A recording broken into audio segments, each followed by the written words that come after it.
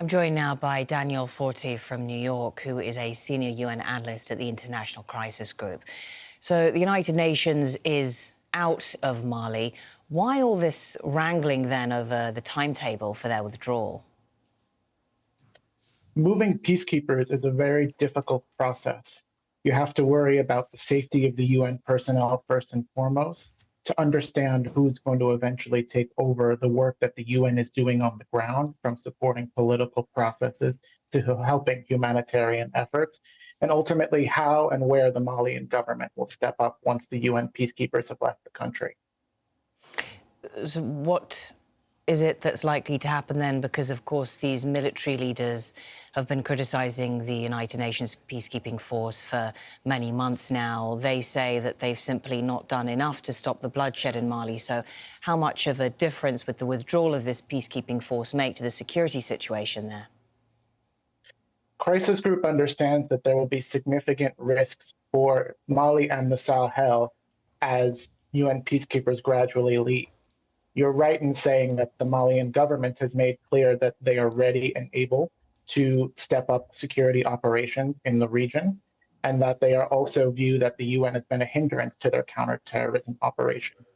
So a lot of how the next couple of months will unfold will depend on whether the Malian government is able to step up and whether they're able to actually provide the support that they're arguing that they can do.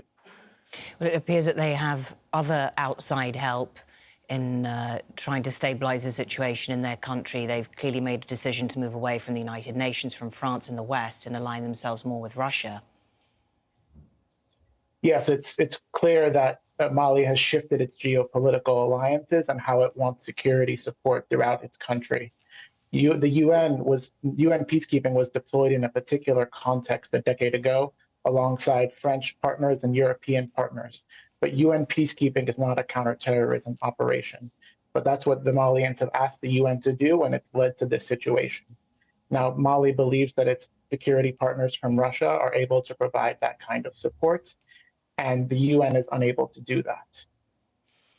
And do they have a point? I guess they're saying that their partnership in Moscow gives them access to more weapons, more military hardware, more funds, and they are able to take back, therefore, large parts of the country that have been overrun by armed groups, or at least they have a shot at doing that.